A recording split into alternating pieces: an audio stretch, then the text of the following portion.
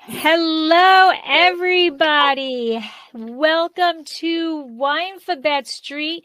And Deb, third season, letter R. We have been here for quite some time. Yes, quite a number of years. Yes, we have. And today we are excited. Strong. Yes. And we are excited today because we have one of the grapes that is basically kind of really an forgotten grape, but one of the oldest grapes ever. And we have an amazing guest for you. So R stands for Rkatsiteli. And so we are excited to have Meaghan Frank from Dr. Konstantin Frank Winery with us. But before we get into that, for those of you who don't know me, I am your co-host, Lori Budd.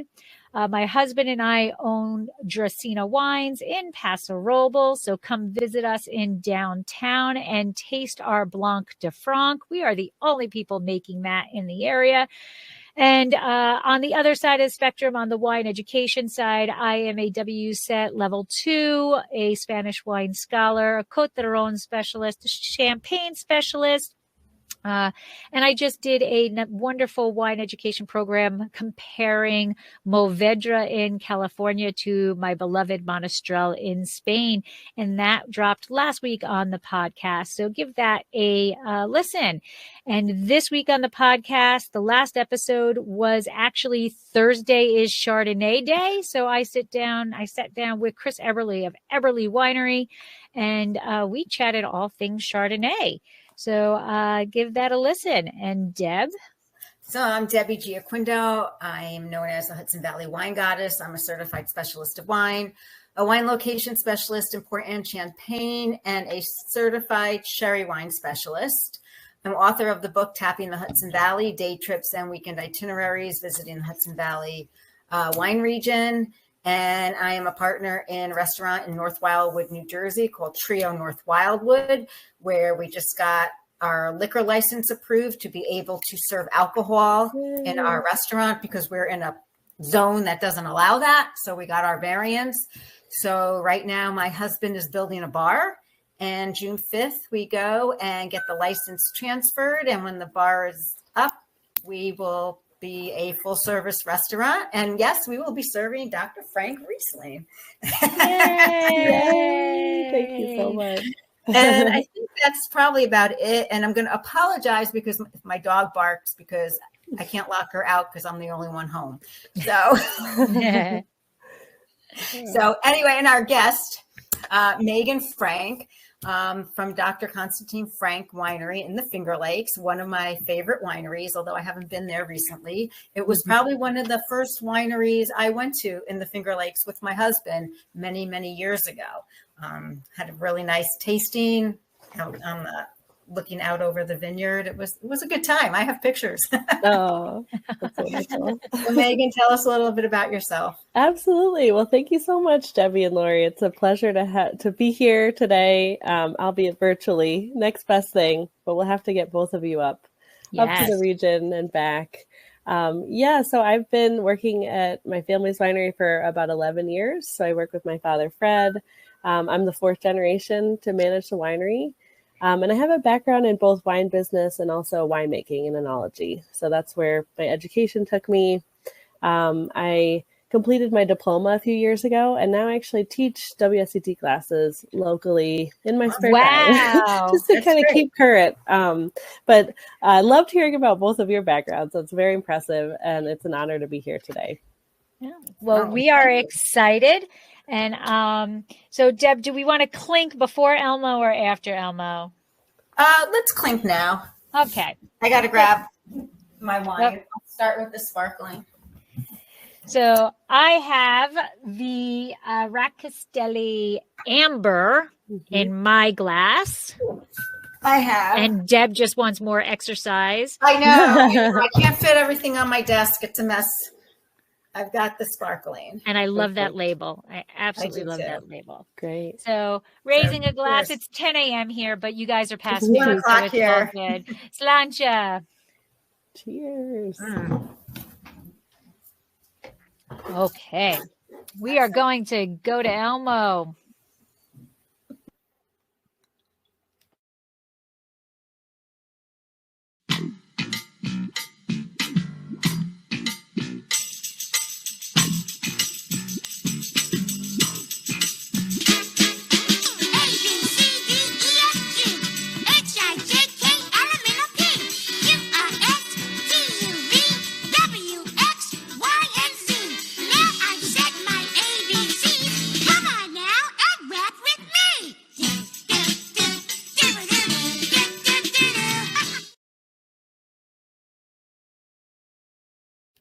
All right. All Let's turn the audio right. on. All right. Yes, audio on. Welcome, welcome, welcome.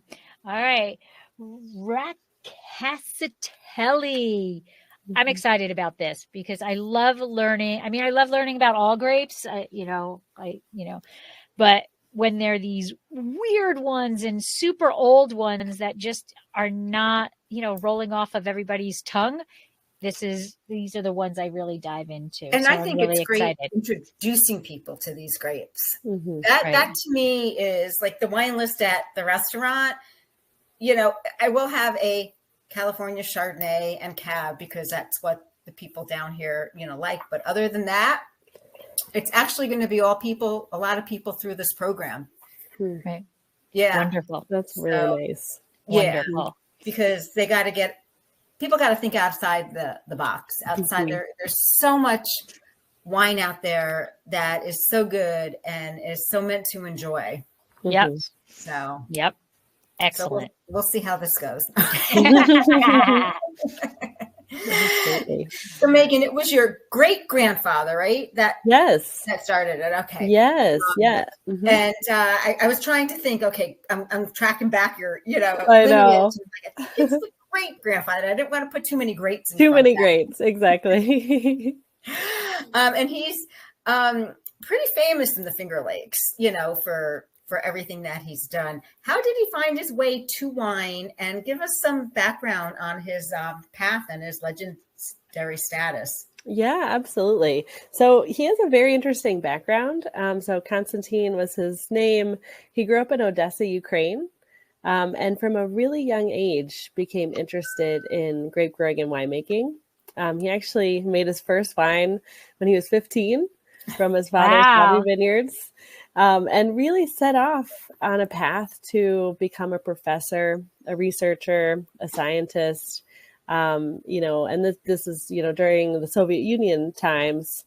So Konstantin was managing a very large estate in Odessa, and a lot of what he had planted was Rkatsiteli on that estate. So he had worked with it for many, many years when he was in Eastern Europe.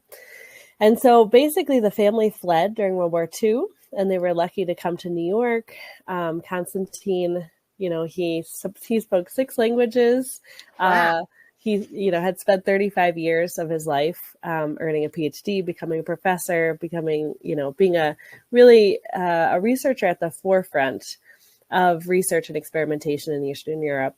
But he came here with nothing, and basically had to start over. So when he arrived in New York City with his family, he worked as a dishwasher, learned a little English, and found out that the Finger Lakes region was a booming wine industry. And this was, at a time when there was no vinifera here. There was only the American varieties. So Concord, Catawba, Niagara, things that we more associate with jams and jellies today. And then also the French-American hybrids were becoming very popular. And so when Konstantin came up to the Finger Lakes, he was asking researchers, why is there no vinifera? And they would tell him it's too cold. The vinifera vines just don't survive. And he said, no way. In Odessa in the winter, he would say it was so cold that your spit would freeze before it hit the ground. But it was so cold. And they would actually have to bury the entire vine for it to survive the winter. So it was very, very cold. So he had a theory that it was due to phylloxera, the microscopic root louse, tiny little bug from North America that's obviously devastated vineyards throughout Europe with the advent of the steamship in the mid-1800s. And phylloxera was sort of the reason why the vinifera vines weren't surviving, because they weren't grafted on a proper rootstock. So he basically set out on his own to create this movement, this quality revolution in American winemaking, and began in a small way with Chardonnay, Pinot Noir, and Riesling. And those were successful. And then he expanded out to eventually have 66 different vinifera varieties on the property. So an experiment station, and invited area winemakers from all over the country to learn the grafting technique, take that back to their home state. So he was very giving with his knowledge, and believed that Americans deserve only excellent. He always said that. He was so thankful to have been given a second chance. Fleeing to this country, he wanted to give back, and that's something he always said, and was very, very patriotic through the rest of his life. Coincidentally, born on the 4th of July. So wow, together. So that's Konstantin's story. So very much a researcher, a scientist, and I can't imagine, the battle he faced, not just with changing sort of the environment here in the region, but also the challenges, of course, of starting a winery from the ground up when you're at the age of retirement. It's right. I always think back to that for almost like inspiration, because he was very convinced that this is what he needed to do. When he came here, you said that the wineries that were here were really, the Concords and all of that stuff.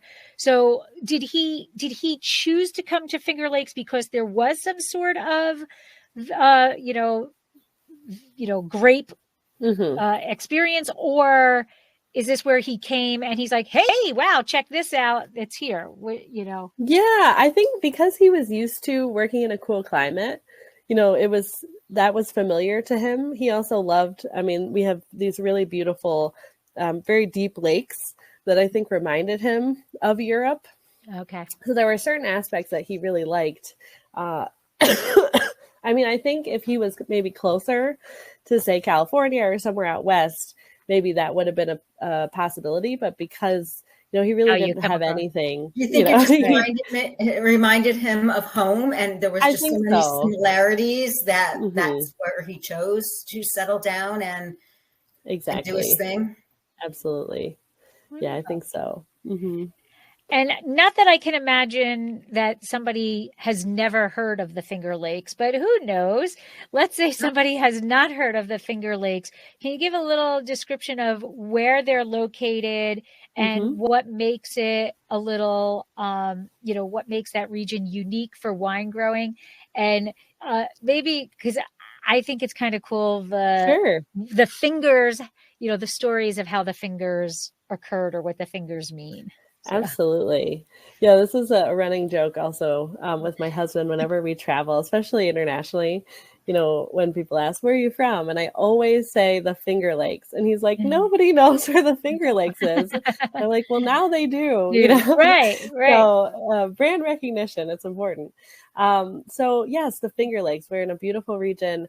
We have, you would think there would be 10, but we have one extra, one extra lake. So we have 11 of these very deep glacial lakes.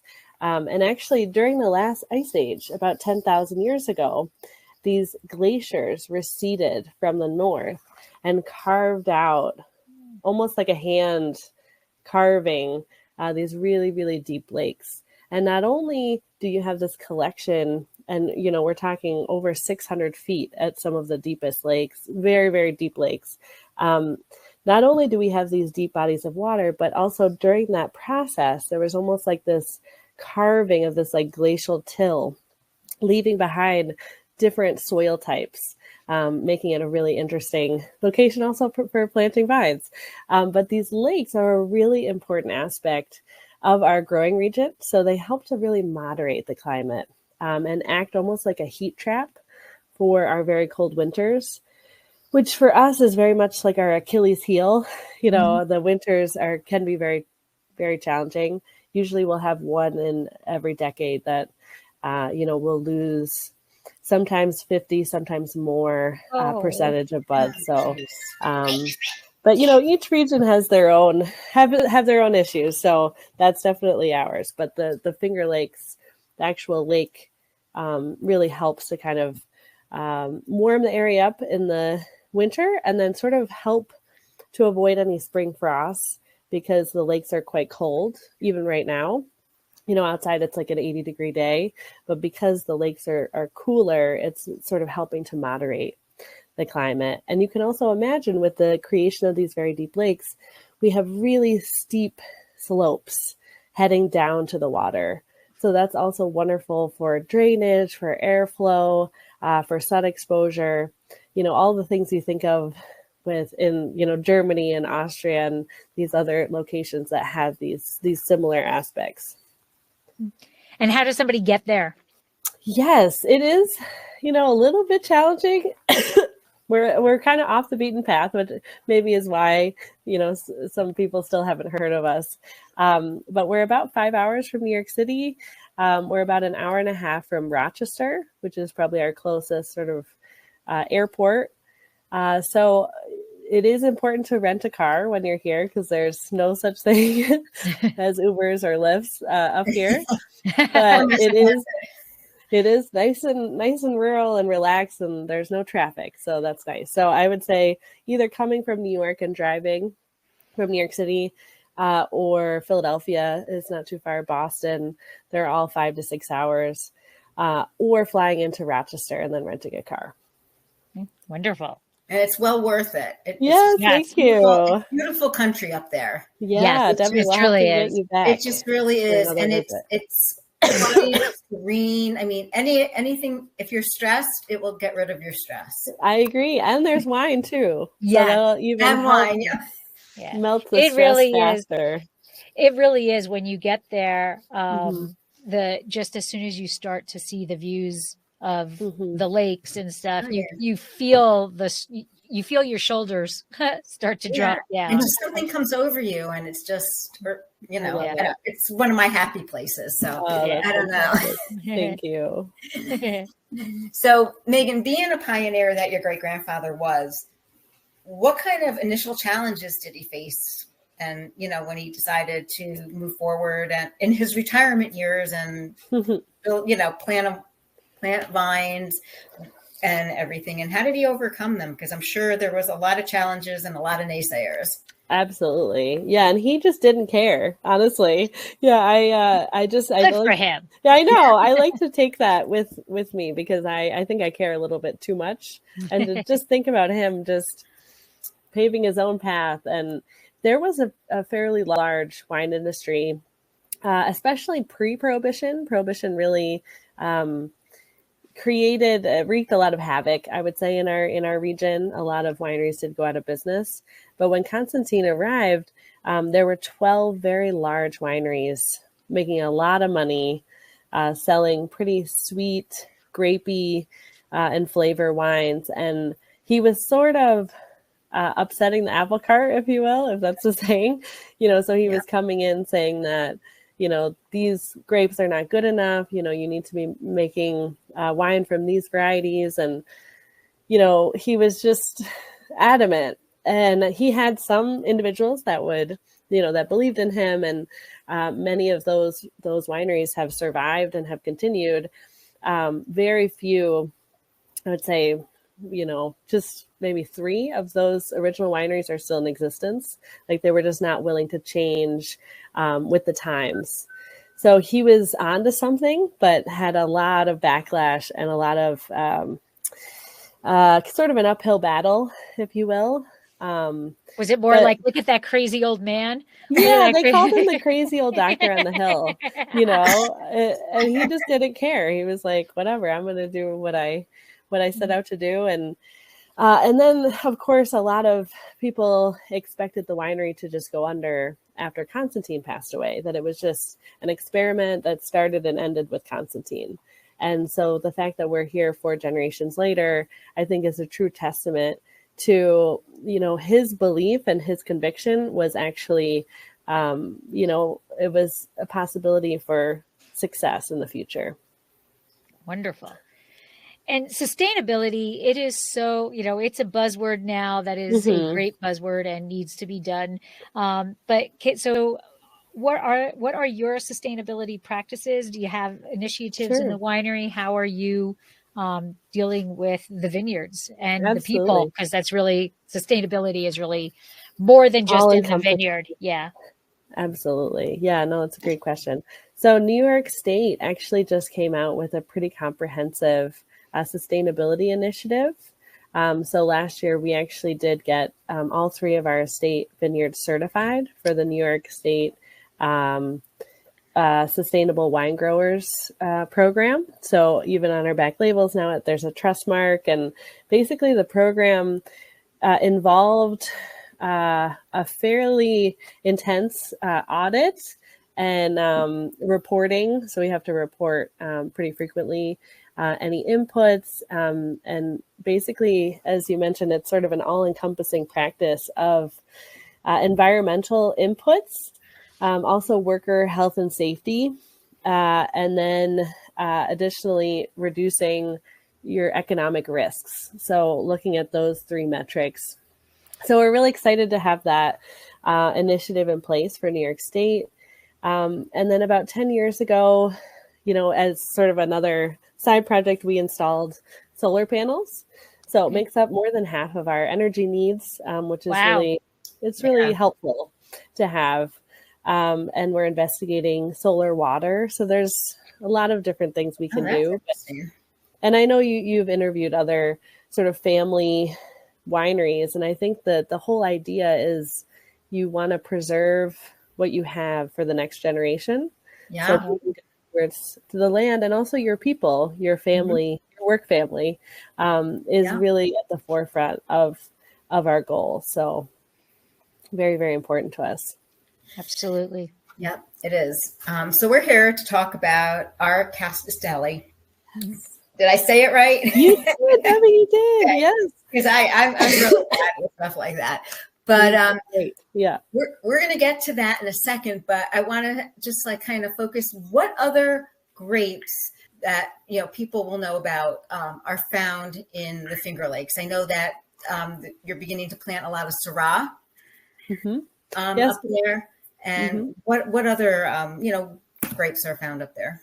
Sure.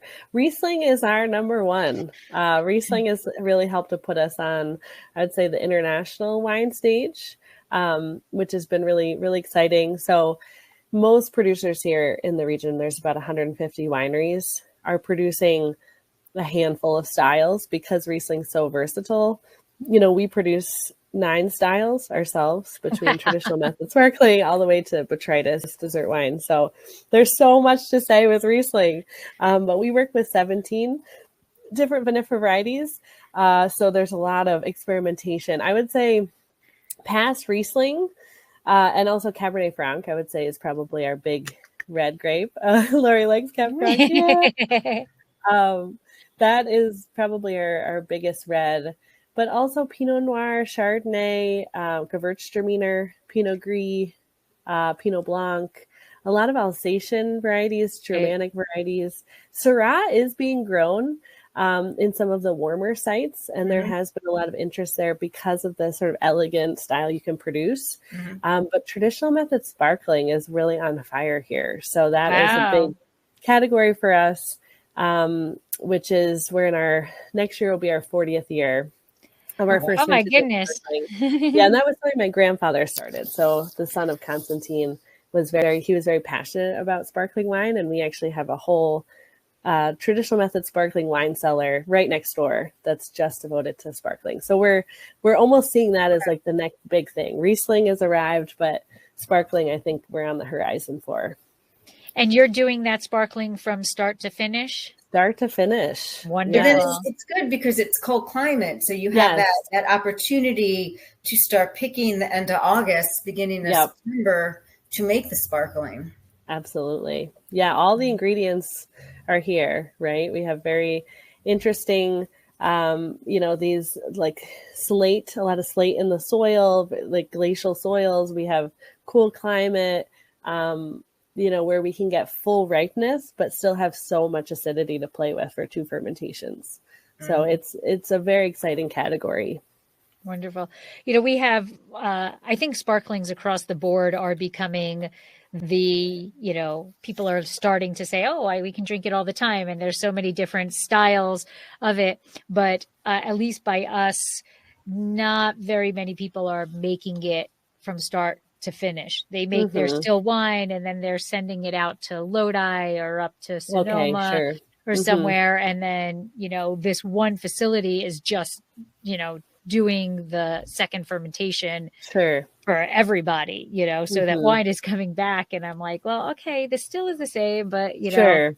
and then there's a lot of just, I'm going to slap my label on it. So you might be going to 4 different wineries and getting sparkling, and it's really all the same sparkling.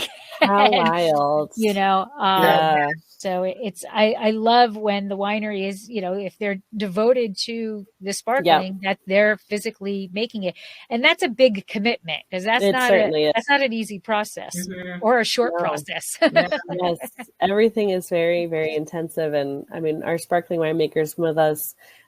He actually joined the year my grandfather was meant to retire, and then he had unexpectedly passed. So he's been with us from the get-go, 18 years, and worked at J, which prior to them being owned, by Gallo, for 10 years. So he has a lot of specific sparkling experience, traditional method experience. But just the equipment alone, it is so incredibly expensive. And then to get someone to service the equipment, because oftentimes the machines are coming from Europe, they're in Italian or French. Right. Yeah, we actually don't have anything like that that you were mentioning, Lori. We don't have like a custom crush sparkling thing. So any producer that's doing sparkling would be doing it themselves. Very nice. But it's also taken us a long time because the equipment is so expensive. The techniques are so unique. It's taken us a long time as a region to develop this category. Right. But that's good. That means that you're caring about it, and you're not just kind of throwing something together. You're developing it to be, a great representation of the process and the end product. And also the region. Yeah. That it's coming from. Sure, right. absolutely. Right. So if we go back to Rkatsiteli, they're estimating it to be about 3,000 years old. So like, what are the origins? Where did it come from? And how did it come to be? Sure. Yeah, excuse me. I have a bit of cough. The allergies have been horrible this spring. They are. They're right? really bad. They have been. It's been rough. Rkatsiteli from Georgia, so Republic of Georgia, not state Georgia. That's always a fun distinction in the tasting room. Georgia being the birthplace of wine, essentially, there was actually a researcher, Patrick McGovern. He's sort of known as like the Indiana Jones of wine. And he set out on a quest to locate sort of the oldest sort of trace of winemaking in the world. And that journey brought him to Georgia, and they unearthed these large sort of clay pots, amphora-like sort of round vessels that we know now were qvevris in Georgia. And they found this debris at the bottom of these qvevris, and they carbon dated they were seeds. They carbon dated the seeds, and they found them to be Rkatsiteli from 8,000 years ago. So it's just incredible history. 8,000. Oh, yeah, wow. I know. There's lots of different. That's a big difference. It's a big difference, yeah. What's a few thousand years, right, Laura? So that is pretty amazing and pretty impressive. So to date, it is the oldest known grape variety in the world. And because of its heritage, in Georgia, this is actually an interesting, fun fact. Stalin was actually Georgian. So he had a soft spot for Georgian grape varieties. And he knew that Rkatsiteli and also Separavi, which is a red grape, which we also have grown in the Finger Lakes, grown on our estate, would be perfect candidates to grow in the Soviet Union. So they were like pushed as like the workhorse grape varieties. Right. And everywhere you saw Rkatsiteli and Separavi planted. And so Konstantin was familiar with these grapes from that experience. So very interesting heritage.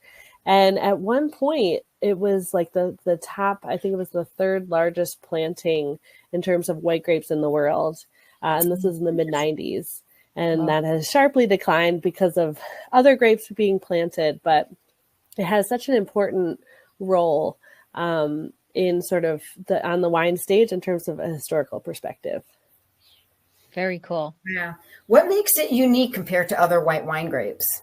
Yeah, so actually the name Rkatsiteli translates directly in Georgian to red horn. Red horn, yeah. So that's because when the shoots start to ripen, they turn this bright, vibrant red color. Oh, wow. And that's how you really know, the it's really ripening. So very, very interesting, very unique. It has a very thick skin. So hence why we can do orange wines. It does very well with that style. And it grows in a very interesting way as well. It grows almost straight up like a broomstick. So it has to be hedged and maintained. Even though we have vines, going back to the 1950s, it can be quite a vigorous variety, especially if it's planted on soil that, can handle vigor. I would say that recipe is not ideal. You kind of want to plant our cats on pretty poor, low vigor soil and to match it with a rootstock that's going to match sort of the vigor to control it, because it can grow, I would say, very, very vigorously when left unattended. Yeah, like a bad hair day. Yeah, exactly. you gotta use the hairspray and tame it a little bit. And so you mentioned about the Winery. So can you explain what, I mean, you did a little bit about it, but how does it differ, or does it differ from the eggs that we're now seeing as more and more wineries are purchasing eggs and the amphora? What's the difference between those, and what does the Winery actually add to the dimension of the wine? Yeah, I think for us, we don't have any Wineries on site. It is a dream to have one. There aren't any that I know of that are sort of sold from Georgia, but we are in communication. I have a Georgian friend who is kind of helping organize that potential. But we do use amphora. They're from Italy. They act in the same way, though. I think the important idea of a Winery or an amphora is you have, especially during fermentation, sort of the kinetics of fermentation, because you have your carbon dioxide, and the shape of the vessel makes a big difference. So the Wineries are often like rounded. So it helps to control the temperature during fermentation. And so you have a constant rotation of the skins with the juice. And then in terms of aging, it's not an inert vessel like stainless steel, but you're also not adding any flavor like you would oak. You have basically this micro oxygenation effect, but it's very, very minimal. That's helping to add texture to the wine and helping sort of assist with that, especially if it's fermented on the skins, the tannin sort of melding with the wine, reducing the bitterness from the skins. So all of that, I think, is very interesting. The Wineries I know are buried. So they're buried in the ground, whereas our amphoras are not buried. That would be a little bit challenging. So that's another sort of distinction. But I know in Georgia, there's a variety of techniques. And, some winemakers will literally just put the skins and the juice, seal up the Winery, put a little fermentation sort of valve to make sure. Bubble. And then just wait till the spring to unearth it. So that's full on trusting that things are going well. And then others I know do a variety of other techniques where they, basically move to another Winery after fermentation, or do a combination of oak barrels and Winery, or mix in with stainless steel. So there's just a lot of different things happening, I think, in Georgia, which is really interesting as they continue to, find their identity as sort of a more modern wine region. So now that things have opened up, you can find Georgian wines a lot. They're much more prevalent than they were, which is really wonderful. So we actually host, it's going to be in about 2 weeks. So if you guys are in the area, would love to host you. We do a Separavi festival. We're the host winery. Yeah, and Rkatsiteli finds its way in because all these Georgian producers have both. So that's a really fun celebration that we're hosting in a few weeks. But yeah, it's great to chat with some of these Georgian winemakers and see what are they testing, what are they trying. Very cool. That is cool. That is cool. Yeah. Yes, I know McGregor. Yes, McGregor. Yep, they'll be there. They'll be there. Yep. I haven't seen John in a very long time. He's great. He has a little son. Oh, does he? That's great. Yeah, I haven't seen him in a really long time. When you see him, tell him I said hi. Oh, I certainly will. Debbie. But moving on. Yeah. You know, was your grandfather the one that brought our Rkatsiteli to the Finger Lakes? Yes. Yep. So that's how the grape found its way there. That is correct. Yeah. How did he go about doing that? Like, it's not like in a backpack. I know, in a little suitcase. Right? Exactly. Smuggle it in a suitcase. Yeah. I mean, that's a possibility. From what I understand, there were 2 or 3 really experiment stations that he worked very closely with. There was one in Quebec, which for us is not terribly far. He spoke fluent French. So for him to go up to Quebec and get cuttings, that was like a clearinghouse for him almost. There was one in Maryland and then one in Texas that he also would ship in vines. And there were not these very strict quarantine laws back then. You're talking 50s and 60s. So basically he would have a connection and then get the cuttings and then hand graft himself on the rootstock that he wanted to use. So that was basically the early days.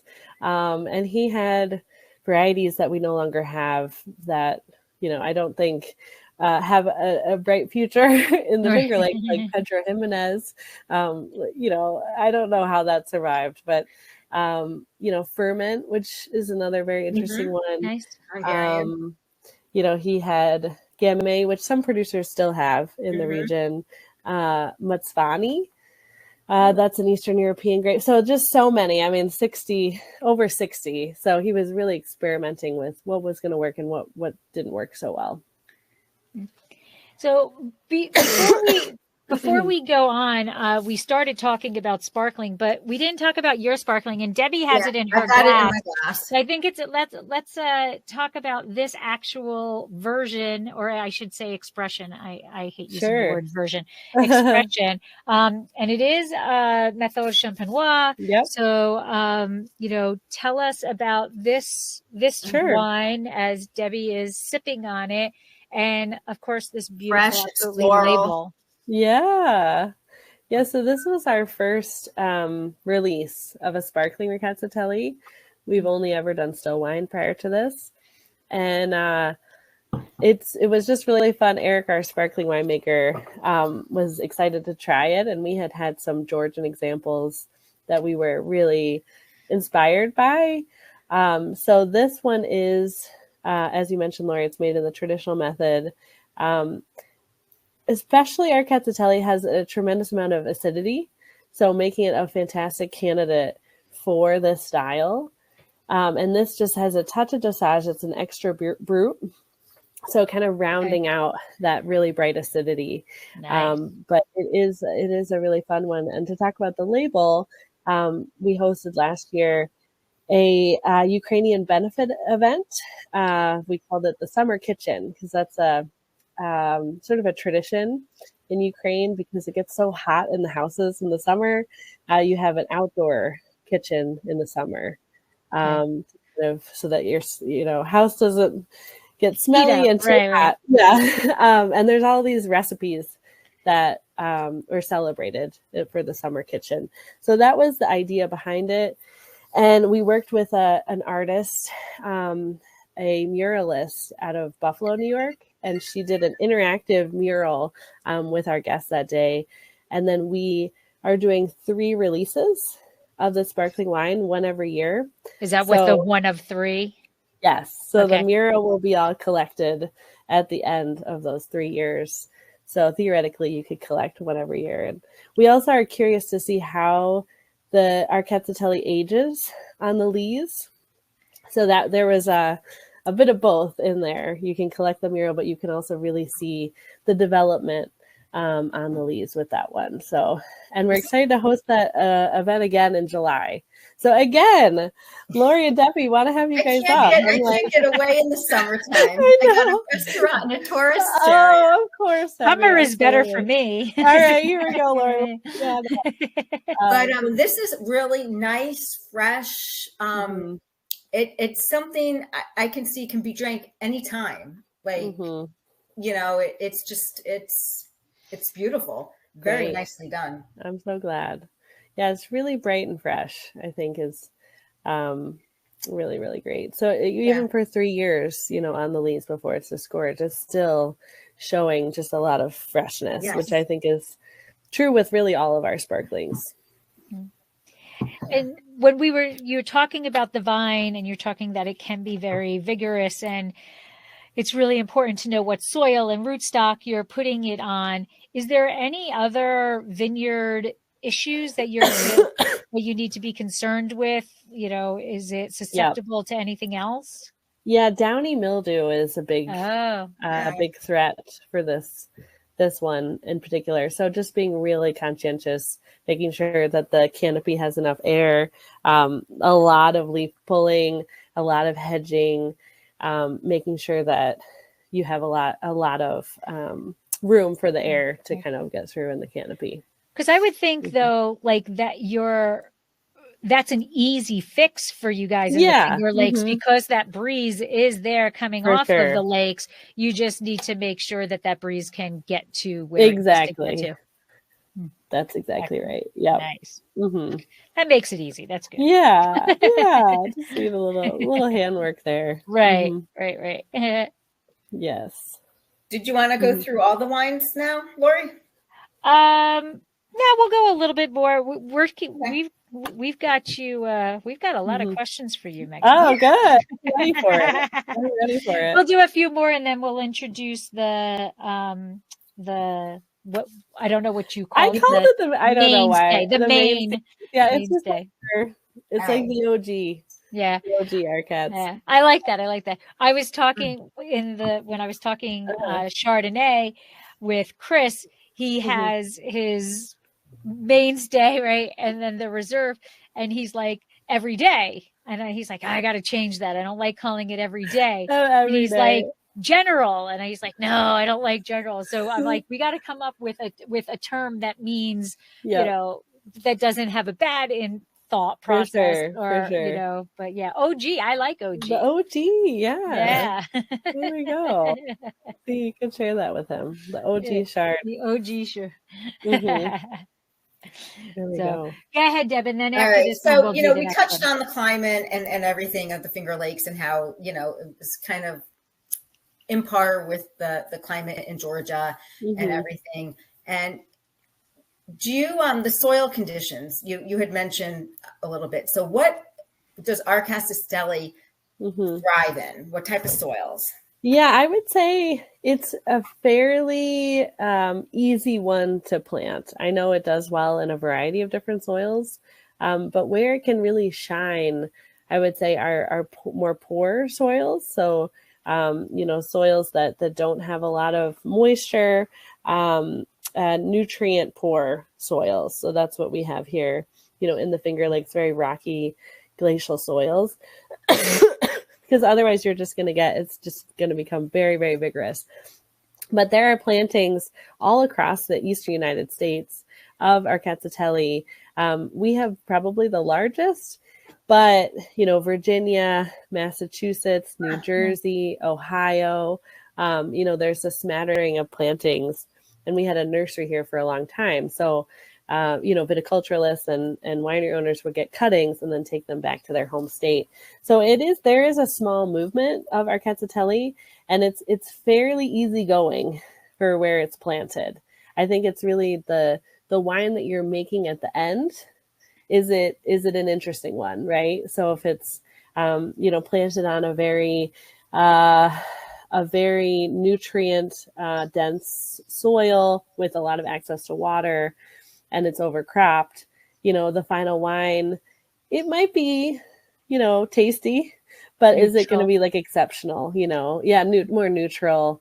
So I think that's where you kind of have to be careful, is just to keep the crop levels in balance with the vine. Mm-hmm. So I think this is a good point to talk, because we have two other. So the winemaking process that you're doing. So the two other wines that we have are your OG. We're now calling it. Yeah. OG, I like it. And the amber. Mm-hmm. Okay.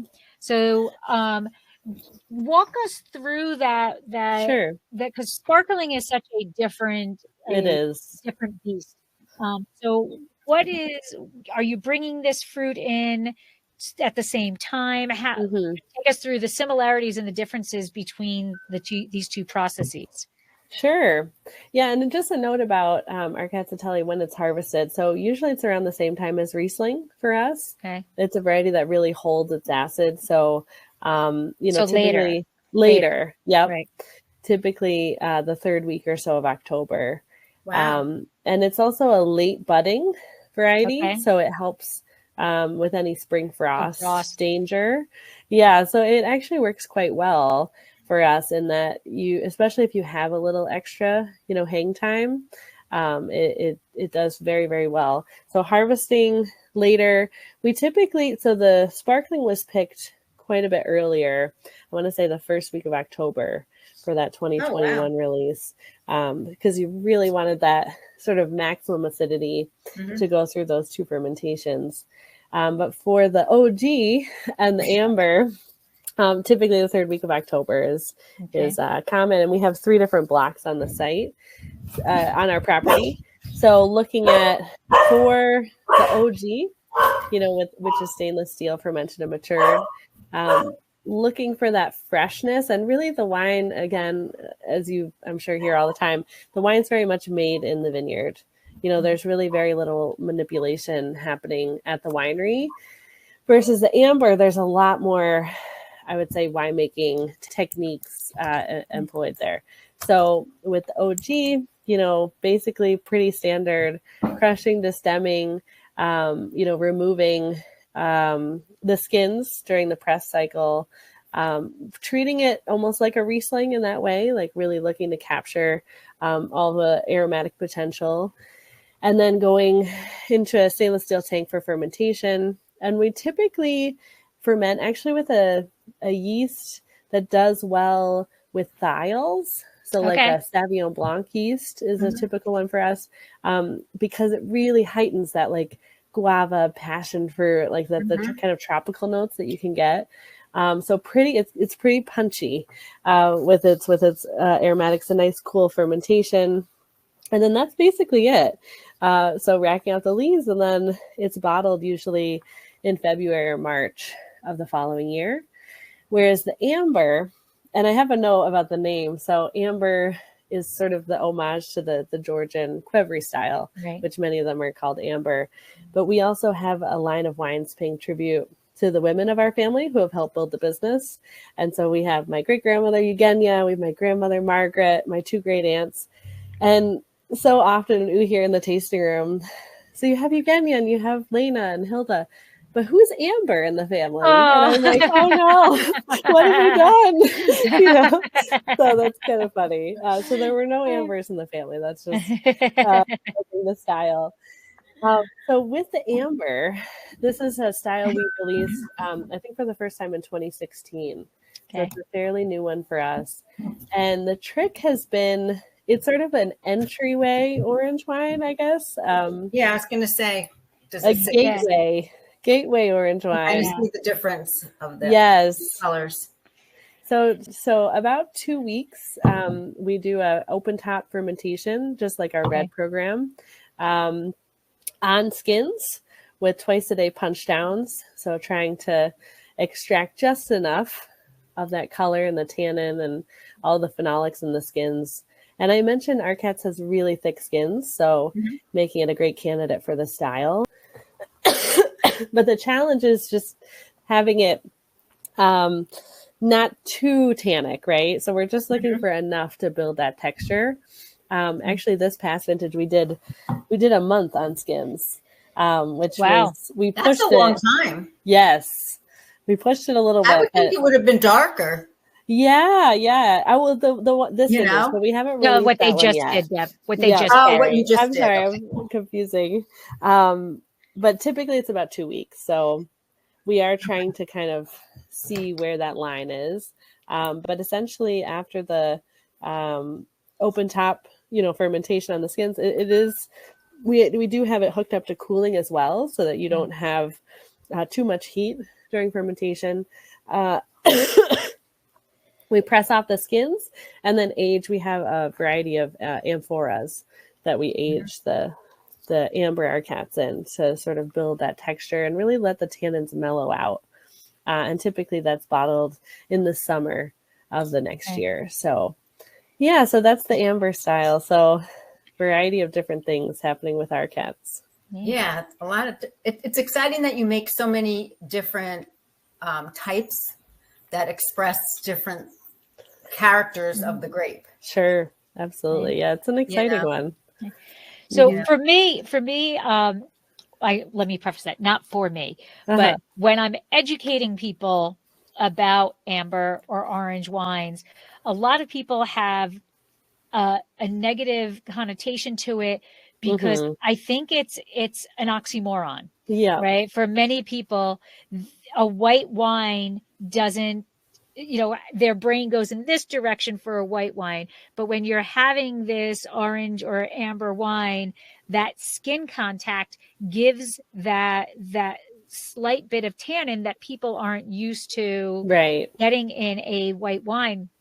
And I have had some amber wines that to me, the tannin doesn't, it overpowers.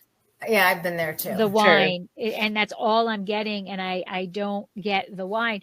And this is not that. This has the tannin, so it coats my tongue. And I can feel it. I can feel it slightly on my gums, but there's still aromatics to it. There's still, it's smooth, and it's not. And I don't want to say it's not orange. It looks more like a gold. It's really a Chardonnay type of thing. Yeah. Yep. Absolutely. That, I think, in this. Yeah. I think that if you didn't look, if you didn't have the two of them together, like Debbie is showing right now, I don't think you would think anything about this color. It kind of, there's Chardonnays this is pale are this color. Yeah. This is a little more golden. If I was looking at it without smelling it or without knowing the history of it, I would think it might have been a little, it's barrel aged. Yeah. Without, because you get that golden color, that little bit of golden when it's barrel aged. Once you smell it and what that's not the situation, but it's that color is not so orange or so dark that absolutely, if you weren't looking at the OG, I don't think anybody would blink an eye at it. I love the aroma that's it's given off in my glass. Absolutely. It's really a beautiful grape. It really is. I'm loving the aroma, but I'm maybe because it's 11 in the morning. I can't, my brain is not talking to my palate of what that aroma is, because it's kind of like me of something from my childhood. Oh, wow. It really, when I first smelled it, I was like, it took me back to when I lived in New Rochelle. Oh, that's amazing. There's something about a nice spring day. Spring floral notes. Yeah, I get a lot of like blossom and chamomile. Chamomile. Chamomile. And we have chamomile growing everywhere here, so I don't know if it's the connection there, but it's so very, very interesting. It's very nice. So what kind of foods would you pair with this? Yes. Absolutely. And that's a loaded question. So which one are we talking? Well, the grape itself. Sure. What, because it is high acid. Yeah. Absolutely. What would you pair it with? Yeah, I would say Rkats goes really well with anything with like an exotic spice, because there is there's an herbal tone and a fruit tone, but again, it has a very high acid. So, Lebanese, Indian, Cajun, Thai, like it's very versatile. And I would say that for both the OG, a curry, yep, for both the OG and the amber. The amber too, like any like aged hard cheeses, I think goes especially well.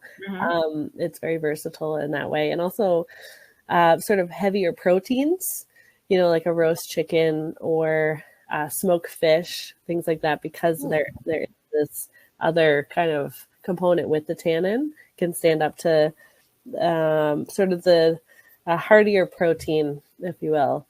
But yeah, exotic spice with Rkats, it's like, and that's such a big statement. There's obviously so many directions you can go, but exactly. Really, the serving temperature for these, do you recommend different serving temperatures for the amber versus the OG? Yeah, I would recommend the amber to be served not as cold as the OG. Okay. Yeah, maybe taking the tannins. Yeah, exactly. So thinking about it like a maybe oak-aged Chardonnay, where you want it above room temp, but not as cold as fridge temp. So somewhere between there. So maybe just leaving it out on the counter for a half an hour or so prior to serving would do the trick. But I think you're going to lose a lot of the very delicate aromas if it's too cold. Really, for both wines. Open up nice. Because I did try them before we even got on here. I just poured a little bit, and this opens up and it's smooth. It's on your palate, a little on the, I don't want to say creamy side, but it's absolutely, but when I first tasted it, it was just like, boom, I'm here, and what are you doing? Totally. It needed to open a little bit, for sure. It was like, leave me alone. Leave me alone. I need time. I'll be ready after a half hour passes. And what about consumption of these? Can we, because of the tannin in the amber, does that age better than the Rkats that it doesn't have the skins? Sure. Yeah, I would say so. Yeah, I mean, we have a pretty comprehensive library of our wines going back to the 60s. And Rkats, because of its acidity, really does age very well. But we're really producing the OG, I guess. For, I mean, of course you can age it, but it's really meant to be a fresh example, if that makes sense. That because of the primary aromas are just a really big part of the wine. I think that one we would recommend. Of course you can age it, but the amber, because it's likely to develop more of those like tertiary, almost like orange marmalade, nutty kind of characters over time, that would be interesting to see where that's going. And what are you looking for at harvest? What's your, a little bit of the chemistry? What's your bricks you're picking? Sure. No, I mean, obviously lower bricks, for the sparkling, but when harvesting the Rkats, what's the bricks? What's that acid like? Yeah, no, the acid can be pretty high. So looking at, 21 to 23 bricks, I'd say is a pretty safe. And then around 18, 19 for the sparkling. Acid, we've seen anywhere from 10 grams, really 8 as the low, but 10 grams up to 13 sometimes grams of acid. So it can be fairly high in its acid. But that's, again, what makes the wine, I think, so fresh and vibrant. Right. Do people come in, like when they come into your winery for a tasting, how has the reception been towards Rkatsiteli? Because, people... What I see, if it's not like Chardonnay or Sauvignon Blanc, they're like, they don't want to have anything to do with it. Sure. Well, I have to tell you something. It may sound unbelievable, but for the past 3 years, sort of the OG Rkatsiteli has been the #1 selling wine out of our tasting room. And we get Awesome. 80,000 visitors a year. So it's a pretty robust, in the season. We're a very seasonal business in terms of our hospitality side of it. But I couldn't believe it when we ran that report. I think we did it for the first time 2 years ago. I would have sworn that it was either the dry or semi-dry Riesling, but the Rkats beat it. And I think it's because it has that story, because of our Ukrainian heritage, that Konstantin was the first to plant it, that it's an ancient grape variety, the oldest in the world. I think people really resonate with that. And then, of course, they taste the wine and they're like, oh, I like this. And it has a story. And I can serve it with all these dishes. What a conversation piece, yes. right? Yes. If you not only that, you know how Riesling can be, I know this is an acidic wine, but Riesling can be so acidic it takes the enamel off your teeth. Sure. This is elegantly acidic. Sure. There is an elegance to this grape, to this wine. Well, this is the OG. Sure. But the grape in general, with all three of the wines, there is like an elegance to it. Sure. Where it can be fun. It can, it pairs well with, all these foods. Yeah. It's not, Yeah. And I think that, if somebody, and I please don't take this as putting down Riesling, because I know Riesling is so thing in the Finger Lakes. But if you're going to somebody's house and you're bringing wine and you're bringing a Riesling, it's another bottle of wine, no matter who's making it, who's what. They're very familiar with Riesling. Right. It's everywhere. It's your, you said earlier, that's really kind of the most common, well-known grape there. But if you're going to a dinner party and you bring Rkatsiteli, people are like, whoa, you're the cool one out of the dinner party. You get the award for the most esoteric wine brought. And it's so good that you're like, I've got this cool wine, and wait till you taste it. Then that, and that's one of the things that I love about wine, is that it is the doorway to conversations. For sure. And I think that opens it up. But do you have many, I'm not sure so many people who have never been to your winery before come in and say, hey, let me try that Rkatsiteli, but once they taste it, they're like, oh my God, this is going to bring back memories when I open this bottle, and this is going to give me conversation, and I'm going to impress the people because it's a darn good wine, right? Absolutely. It is. All three of them are so nice. It's like, it really sucks that it's 2:00 in the afternoon, because I could just sit down and drink. It's 5:00 somewhere. I have too much work to do. I'm going to take chicken out for dinner and make something, that that's got some type of an ethnic spice, like tarragon or rosemary, some herbal notes. That would be beautiful. Or curry. So with it being like the #1 planted grape variety in the Soviet Union, for quite some time, and now being almost unknown, right?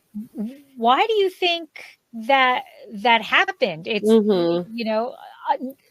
not understanding how to grow it, like what? Yeah, I think for a long time, the wines, from say Georgia, Ukraine, that sort of area were not widely available for a very long time. So American consumers were not, unless they visited, the random assortment of wineries on the East Coast that have a small planting, would maybe not be familiar with it, just because of the accessibility. I do think the name holds it back. So I love the name, but it is pretty intimidating, with the R and the K. So often we have our guests, they come and they say, oh, I really want that R wine, because it's intimidating. So what we say is we shorten it Rkats. I like Rkats. That's so easy. I can pronounce that. Yeah, Rkats, right? And then you're like in the know, you're in the club. To know that's about like this that's grape. like how if somebody lives in Paso Robles or they're visiting, right? We never say Paso Robles. Sure. We're Paso. Robles. You know, Paso. Okay. it's Paso. Yeah. It's Paso. Paso. But visitors, then you get into the thing of, is it Paso Robles, Paso Robles, Yeah, you know, and all that stuff. Yeah. You know, I mean, honestly, technically it's Robles, but nobody says it's Robles. Robles. Yeah. But if you live there, it's Paso, right? Yeah, so that's how you can tell, you know, so it's the Rkats and the Paso Rkats, club, yeah, right? you're in the in crowd. You're in the in crowd. Absolutely. Yeah. But I do agree with that, because I think that's a problem with Gewürztraminer. Absolutely. Yes. I did a seminar on Sunday, Alsatian wines. Oh, nice. Had a Gewürztraminer, and it was very interesting how people took or didn't take to the Gewürztraminer. Right. And then I had a blend, a Gentile, which was a blend, and even though there was Gewürztraminer in that, and I could taste it was very upfront. People seem to like that better than the Gewürz. On the and then we even shorten it Gewürz. Right. And then, but it's like easier. And I wasn't even conscious of myself saying that. Yeah, no, I think it's great though, because it is. That's another one that's intimidating. And so you often, it's like, oh, the one that starts with a G and then the one that starts with an R. And we also plant Gruner Veltliner. Which I was going to say, good. That was the next one I was going to say. You just call that groovy. Yeah, groovy, exactly. So these little ways to make it a little less intimidating, I feel like is fantastic. Groovy, I love it. Do you think, like you said, you're planting Gruner? Not a lot of people plant Gruner. I know back in the Hudson Valley, Millbrook is Millbrook, yeah. Yeah, and it's pretty good. That's great. But, you know, do you think you might start planting a little like lesser known varieties that do well in cool climates? For sure. Yeah. I mean, we're constantly on the hunt, you know, for additional varieties. So we recognize we do work with quite a few, you know, of the esoteric varieties, and it is a way to sort of introduce, you know, a new story, but especially in the wholesale side, it is more work, right? Because you're really flying the flag of the grape variety and then the region and then the winery. So it takes a little bit more. Well, you give this to Fedway and I'll sell it at the restaurant. Yeah. I mean, I think they might have it already. So do they have markets? I'll have to look in the book. If they do, it'll be on the menu too. Oh, thank you so much.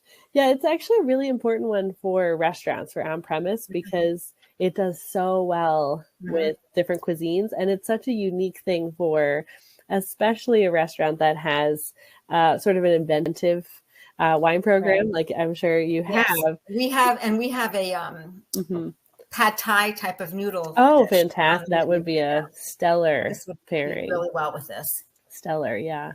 So I think one grape that we have our eye on is actually a Georgian grape called Kisi, Kisi. And for years, it's been in quarantine at the nursery at UC Davis. It developed a virus. Yep. So we're waiting for that to be repropagated and then hopefully be available soon. But the name is easy to say. Yeah. It's a white grape, and it's supposedly more aromatic than Rkatsiteli. So we're really interested in that, to trial that and to be the first in the U.S. to work with it. So we got to race. Cool. We got to beat whoever else is. I can't wait to see when you get it and what you do with it. I know. We'll beep this out so nobody steals it. Bleep it out. Yeah. You can release it years later when we have it in bottle. That's funny. Well, Meaghan, thank you so much. I mean, we kept you longer than an hour. I mean, we could sit here all afternoon and talk about this, but we got to let you get back to work. There we go. I have to let you guys get back to having some good Rkatsiteli. Oh, yeah. So, but tell everybody where they can find you, Dr. Frank Wines, online, you know, and everything.